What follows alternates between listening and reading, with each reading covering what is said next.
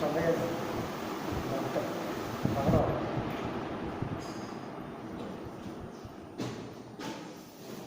আজকে তোমাদের আমি আলো সম্বন্ধে কিছু বলব। প্রথমে জানতে হবে আলো কি। আলো হচ্ছে এক প্রকার শক্তি। এই যে আলোকে আমরা শক্তি বলছি, একে আমরা শক্তি বলছি কেন? কারণ হচ্ছে আলো আমাদের অনুভূতির সৃষ্টি করে। আলো এক রূপ থেকে অন্য রূপে রূপান্তর ঘটে। আলোর নিজস্ব কোনো ভর নেই। আলো বল প্রয়োগ করে অপসারণ করা যায় না। তাই আলোকে আমরা শক্তি বলছি। তাহলে আলো কি? আলো হলো এক প্রকার শক্তি। এই আলোকে শক্তি বলার পেছনে আমরা কারণ দেখাচ্ছি কি চারটে। আলো হচ্ছে অনুভূতির সৃষ্টি করে। আলোর ভর বা ওজন নেই। আলোকে বল প্রয়োগ করে অপসারিত করা যায় না। আলো এক রূপ থেকে অন্য রূপে রূপান্তর ঘটে। তাই আমরা আলোকে বলছি শক্তি। তাহলে আলোকে শক্তি বলার কারণ হিসাবে চারটে পয়েন্ট বা কারণ আমি দিই। এবার হচ্ছে আলোর উৎস কি। এই তো আমরা আলো আলো বলছি, বা তোমরা নিশ্চয় আলো সম্বন্ধে কিছু ধ্যান ধারণা আছে। তাহলে এর উৎসটা কি? আলোর উৎস হলো দীপক বস্তু। তাহলে আলোর উৎস কি বললে, আলোর উৎস হলো দীপক বস্তু। দীপক বস্তু। দীপক বস্তু বলতে কি বোঝায়? যে সমস্ত বস্তু আলো দেয় তাদেরকে আমরা বলছি দীপক বস্তু। এই আলোক উৎস আবার দু রকম আছে। একটা হচ্ছে স্বপ্রবাহ বা স্বয়ং প্রবাহ বস্তু। আলোক উৎস দুই প্রকার। একের হচ্ছে স্বয়ং প্রবাহ, স্বয়ং প্রবাহ। আর একটা হচ্ছে নিষ্প্রবাহ, নিষ্প্রবাহ। নিষ্প্রবাহ বস্তু। এই স্বপ্রবাহ বস্তু কাকে বলে? যে সমস্ত বস্তু নিজে নিজে আলো বিকিরণ করতে পারে তাতে আমরা বলি স্বপ্রবাহ বস্তু। তাহলে স্বপ্রবাহ বস্তু কি? নিজে নিজেই আলো দিবে। সেই রকম তোমরা দুটো উদাহরণ দিতে পারো নাকি? দেখো দিদি। স্বপ্রবাহ বস্তু যে নিজে নিজে আলো দিবে। দেখো, সূর্য একটা স্বপ্রবাহ বস্তু। সূর্য জ্বলন্ত বাতি, জ্বলন্ত বাতি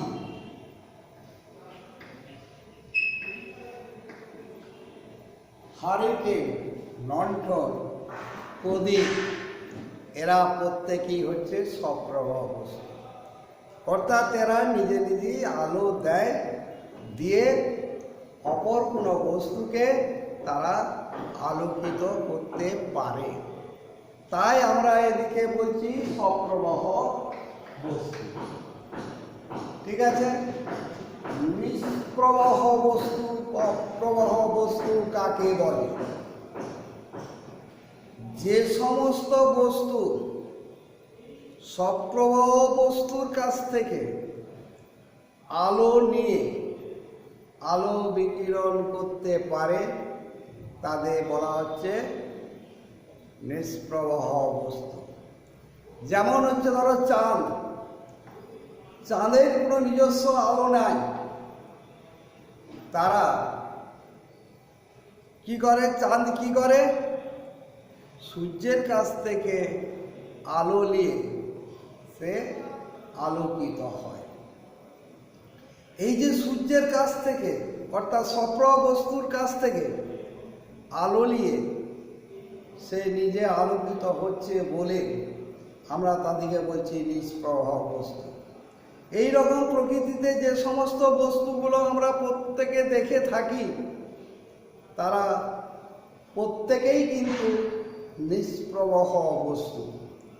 যেমন ধরো তুমি সন্ধ্যেবেলায় পড়তে বসেছ কারেন্টের আলোতে, হঠাৎ পড়তে পড়তে কারেন্ট চলে গেল, তুমি কি আর সেই পড়াটা পড়তে পারবে? পারবে না। তাহলে কি হলো, কারেন্টটা যখন ছিল তখন তুমি বইটা পড়তে পারছিলে। কেন পড়তে পারছিলে? ওইখান থেকে আলো এসে যখন তোমার বইয়ের পাতাতে পড়ছে, বইয়ের পাতাতে পড়ে যে লেখাগুলো থাকে সেইগুলো আলোকিত হচ্ছে, হওয়ার ফলে তুমি কি হচ্ছে, সেই লেখাগুলো দেখতে পাচ্ছ। দেখতে পেলে কি হচ্ছে, তুমি সেই লেখাগুলো পড়তে পারছো। তাহলে কি হলো, যে কারেন্টের আলো যখন ছিল তখন তার থেকে আলো এসে আমাদের বইয়ের উপরে পড়ে, ফলে আমরা বইয়ের লেখাগুলো আলোকিত হয়ে দেখতে পাই এবং তখন আমরা পড়তে পারি। কিন্তু যখন আলোটা নিভে গেল বা কারেন্ট চলে গেল তখন আমরা কি বলছি, আর পড়তে পারিনি। বা তোমরা এমনি সাধারণ ঘরে দেখেছো, মা কারেন্ট নাই পড়বো নি, আর মা বলছে যা পড়ে যা। তাহলে কারেন্ট না থাকলে কি হয়, বইয়ের যে লেখাগুলো আছে সেই লেখাগুলো আলোকিত হয়নি, ফলে তোমরা দেখতে পাওনি, তাই তোমরা পড়তে পারোনি। তখন তোমরা মাকে বলছো মা কারেন্ট নাই। তাহলে কি হলো, এই যে লেখাগুলো আলোকিত হলো এরা কার দ্বারা হলো, কারেন্টের আলো দ্বারা আলোকিত হলো। এগুলো হচ্ছে নিষ্প্রবাহ বস্তু। এবার হচ্ছে আলোর মাধ্যম কাকে বলে? আলোর মাধ্যম কাকে বলে, বা ওটাকে আমরা অনেক সময় বলি আলোকীয় মাধ্যম কাকে বলে? যার মধ্য দিয়ে আলো চলাচল করতে পারে, তাতে অল্প হোক বেশি হোক আর নাই, তাদেরকে বলছি আলোকীয় মাধ্যম। তাহলে আলোকীয় মাধ্যম যদি বলে কাকে বলে, তাহলে তোমরা বলবে যার মধ্য দিয়ে আলো চলাচল করতে পারে তাকেই বলে আলোক মাধ্যম। আলোক মাধ্যম আবার হচ্ছে কয় প্রকার ও কি কি? আলোক মাধ্যম,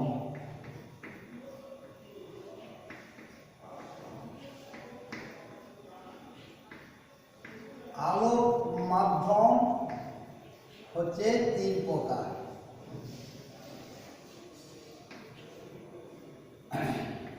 একটা হচ্ছে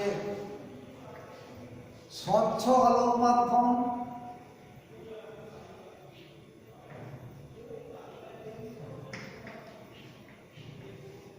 স্বচ্ছ আলোক মাধ্যম,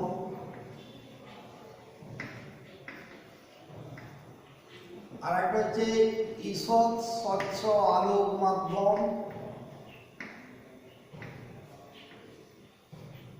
ঈষৎ স্বচ্ছ আলোক মাধ্যম,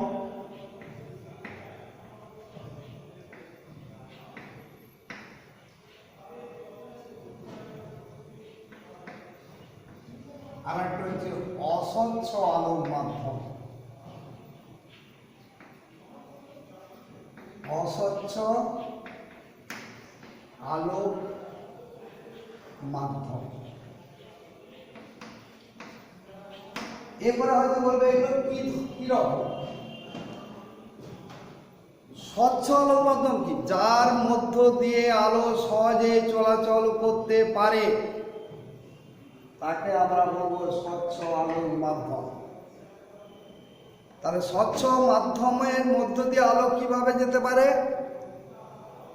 সহজে সমবেগে যখন যায় তখন তাকে আমরা বলবো স্বচ্ছ আলোক মাধ্যম। যেমন ধরো বায়ু, শূন্যস্থান বা কাঁচ,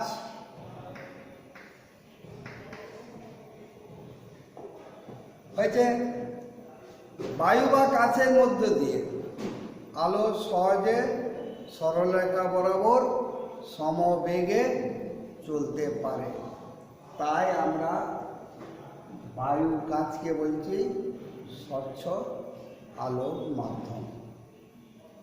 ঈষৎ স্বচ্ছ আলোক মাধ্যম কাকে বলে? এটার মধ্যে দিয়ে বলেছি সরলরেখা বরাবর সমবেগে, এটার বেলায় সমবেগে যাবে, অর্থাৎ অল্প অল্প পরিমাণে যার মধ্যে দিয়ে আলো যাবে তখন তাকে আমরা বলবো ঈষৎ স্বচ্ছ মাধ্যম। এই ঈষৎ স্বচ্ছ মাধ্যম হচ্ছে তেলে ভেজা কাগজ, তেলে ভেজা কাগজ, তারপর হচ্ছে tracing paper, tracing paper, tracing paper, এরা হলো ঈষৎ স্বচ্ছ আলোর মাধ্যম। এই মাধ্যমের মধ্য দিয়ে আলো অল্প অল্প পরিমাণে যেতে পারে, তাই আমরা একে বলছি ঈষৎ স্বচ্ছ আলোক মাধ্যম। অস্বচ্ছ আলোক মাধ্যম কাকে বলে?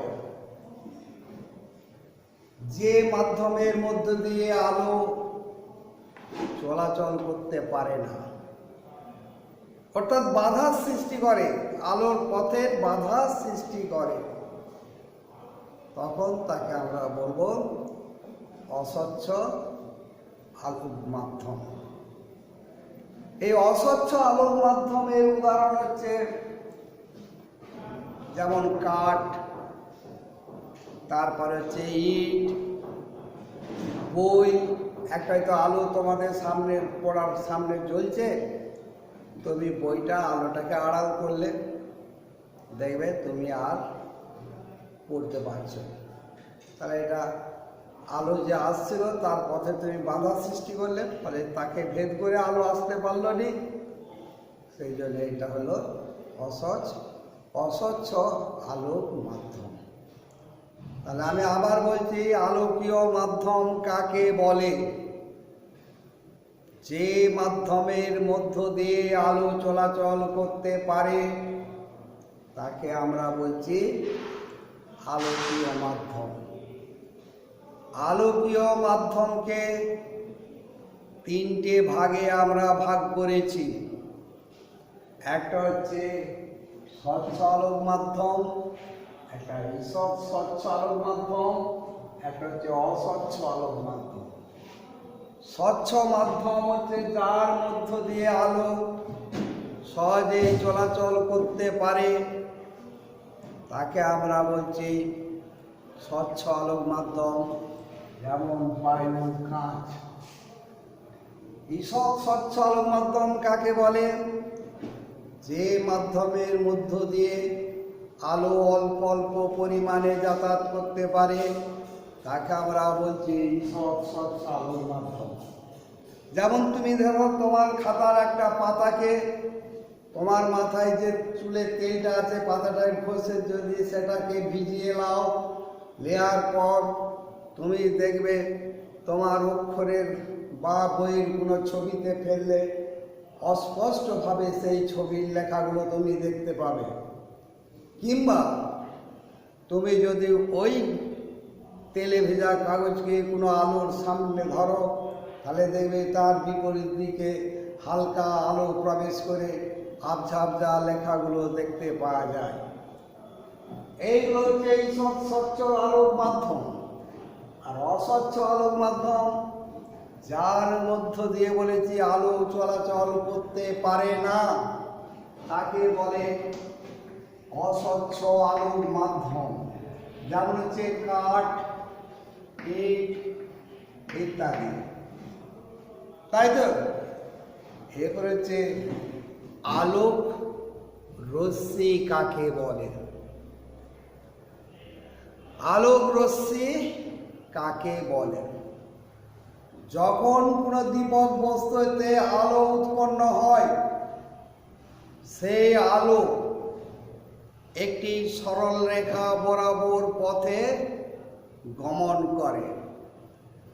আলোর এই সরল রেখা বরাবর পথে গমন করার এক একটি পথকেই বলা হচ্ছে আলোক রশ্মি।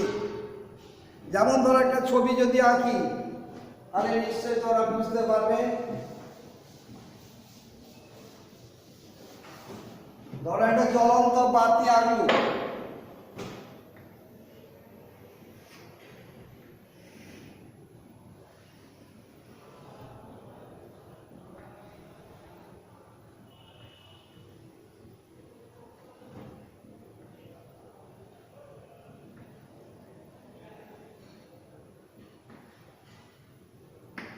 এইটা ধরো একটা জ্বলন্ত বাতি। এই জ্বলন্ত বাতি শিখাটা ধরো একটু উপরের দিকে আছে, এখান থেকে আলো বায়ু মাধ্যমকে অবলম্বন করে চারদিকে ছড়িয়ে পড়বে।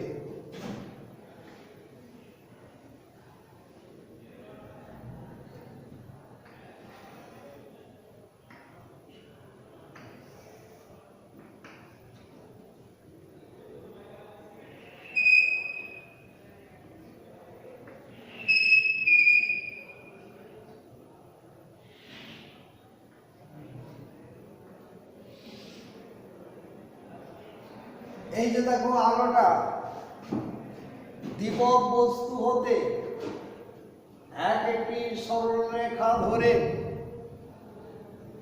নির্গত হয়ে চলে যাচ্ছে। যে সরল রেখা বরাবর পথে যাচ্ছে আলোটা, তার এক একটি পথকেই আমরা বলছি আলোক রশ্মি। কারণ এরা প্রত্যেকে এক একটি করে আলোক রশ্মি। আলোক রশ্মি, তাহলে আলোক রশ্মি কাকে বলে? দীপক বস্তুতে আলো যখন চারদিকে ছড়িয়ে পড়ে, তখন সেই আলো এক একটি সরলরেখা বরাবর পথে গমন করে। এই সরলরেখা বরাবর এক একটি পথকে আমরা বলছি আলোক রশ্মি। এই আলোক রশ্মি আবার তিন ভাগে ভাগ করা হয়েছে। সেই ভাগগুলো আবার কি সেটা দেখাচ্ছে। আলোক রশ্মিকে তিন ভাগে ভাগ করা হয়েছে।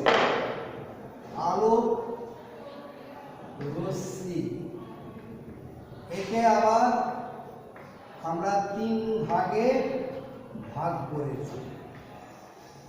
একে হচ্ছে অভিসারী আলোক রশ্মি। অভিসারী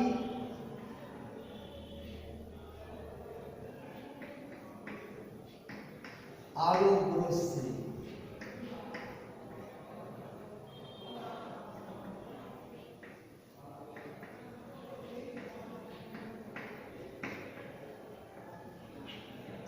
দুয়ের হচ্ছে অপসারী আলোক রশ্মি। অপসারী আলোক রশ্মি,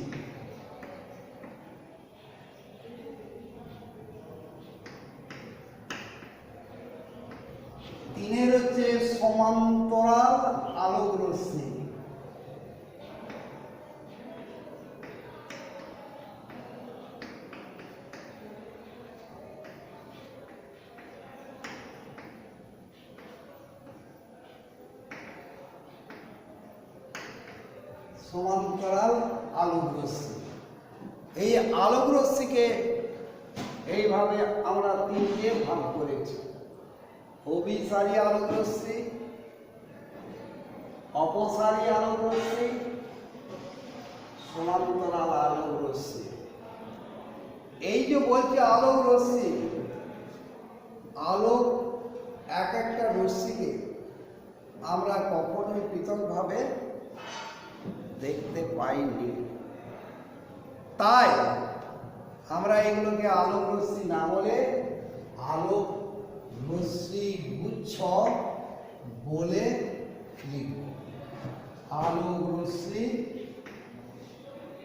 গুচ্ছ, আলোক রশ্মি গুচ্ছ। এরপরে অভিসারী আলোক রশ্মি গুচ্ছ কাকে বলে? অভিসারী বলতে কি, যখন কোন সমান্তরাল আলোক রশ্মি গুচ্ছ লেন্সে আপাতিত হয়ে যখন নির্গত হয়ে যায়, তখন ওই লেন্সের প্রধান অক্ষের উপর একটা বিন্দুতে যে সব আলোকের রশ্মিগুলো মিলিত হয়, হয়ে একটা অভিসারী রশ্মি গুচ্ছের সৃষ্টি হয়, তখন আমরা তাদেরকে বলছি অভিসারী আলোক রশ্মি গুচ্ছ। আমি বোর্ডে ছবিটা এঁকে দিচ্ছি অভিসারী আলোক রশ্মি গুচ্ছের। ছবিটা কেমন তোমরাও খাতায় লিখে নাও। প্রথমে একটা লেন্স আঁকো, একে তার উন্মেষটা টেনে দাও। দেওয়ার পর এই লেন্সের প্রধান অক্ষরটাকে লেখো। লেখার পর এই প্রধান অক্ষের সমান্তরাল করে তুমি একগুচ্ছ আলোক রশ্মি আপতিত করো।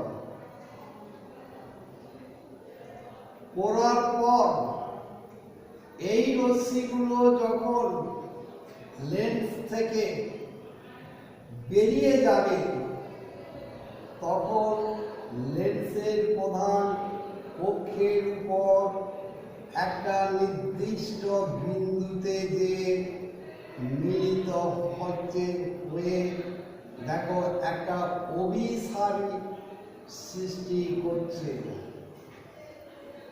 এই ধরনের যে রশ্মি গুচ্ছ তাকে আমরা বলছি অভিসারী রশ্মি গুচ্ছ। অর্থাৎ আলোক রশ্মিগুলো ছড়িয়ে যখন লেন্সে প্রধান অক্ষর উপর সমান্তরালভাবে সে পড়বে, লেন্স থেকে প্রতিষ্ঠিত হয়ে যাওয়ার সময় ওই অক্ষের উপর একটা বিন্দুতে যে সব আলোগুলো মিশে যে একটা অভিসারী আকার ধারণ করে বলে, এদিকে আমরা বলছি অভিসারী রশ্মি গুচ্ছ। অপসারী রশ্মি গুচ্ছ কাকে বলে? অপসারী রশ্মি গুচ্ছ দীপক বস্তু থেকে যখন কোনো আলো চারিদিকে ছড়িয়ে পড়ে, তখন তাকে আমরা বলছি অপসারী আলোক রশ্মি গুচ্ছ। সেই ছবিটাও এঁকে দিচ্ছি। ধরো এটা হচ্ছে একটা দীপক বস্তু। এই দীপক বস্তু থেকে আলোক রশ্মিগুলো এই যে চারদিকে ধরো ছড়িয়ে পড়ছে। এইভাবে যখন আলোক রশ্মিগুলো একটি বিন্দু থেকে একে অপরের পরস্পর দূরে সরে যে নির্গত হয়, তখন তার দিকে আমরা বলছি অভিসারী আলোক রশ্মি গুচ্ছ। সমান্তরাল আলোক রশ্মি গুচ্ছ কাকে বলে? সমান্তরাল বলতে দীপক বস্তু হতে যখন আলোক রশ্মিগুলো একে অপরের সঙ্গে পরস্পর সমান্তরাল আকারে নির্গত হয়ে যায়, তখন তাদেরকে আমরা বলছি সমান্তরাল রশ্মিগুচ্ছ। অর্থাৎ সমান্তরাল রশ্মিগুচ্ছের ছবিটা হবে ঠিক এই ধরনের। দেখো, একটার সঙ্গে আর একটা আলোক রশ্মিগুচ্ছ পরস্পর সমান্তরাল আকারে নির্গত হচ্ছে, হয়ে একটা রশ্মিগুচ্ছের সৃষ্টি করেছে। এই ধরনের রশ্মিগুচ্ছকে আমরা বলি সমান্তরাল আলোক রশ্মিগুচ্ছ। অর্থাৎ সূর্য থেকে আগত রশ্মিগুচ্ছ যখন পৃথিবীতে এসে পৌঁছায়, তখন সেই রশ্মিগুচ্ছ সমান্তরাল আকারে আমরা দেখি। হয়তো তোমাদের মনে প্রশ্ন হতে পারে যে সূর্য তো স্যার গোল, তাহলে তার থেকে আলোটা যখন ছড়োয় সে তো চারদিকে অপসারী আকারে ছড়িয়ে যায়। অর্থাৎ এগুলো বুঝে দিচ্ছি,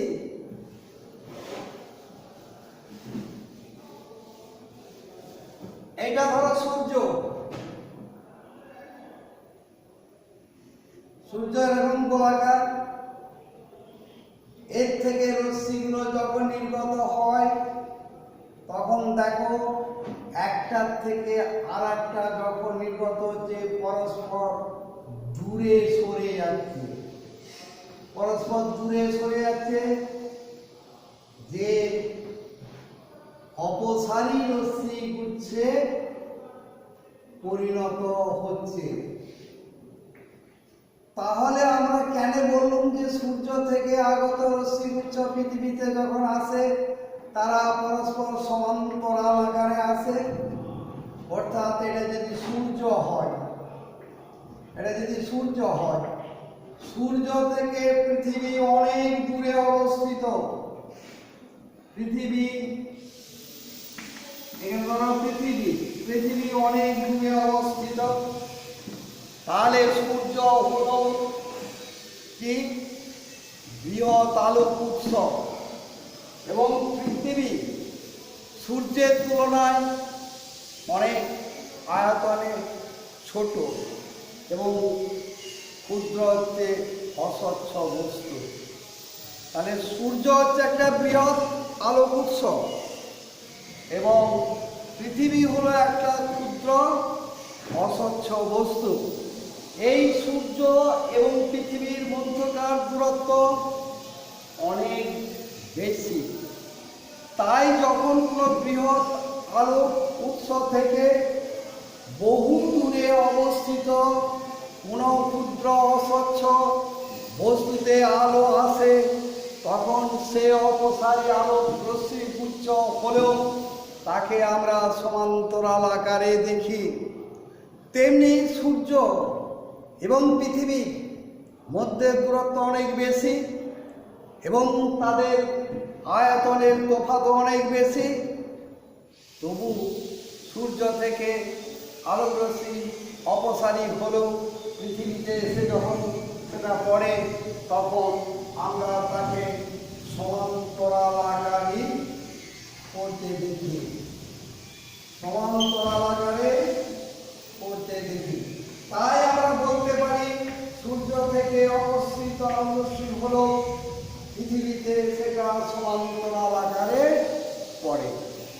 আজকে এই পর্যন্ত থাক, এরপর দিনে আবার হবে আলোচনা। তোমরা একবার সব ঘরে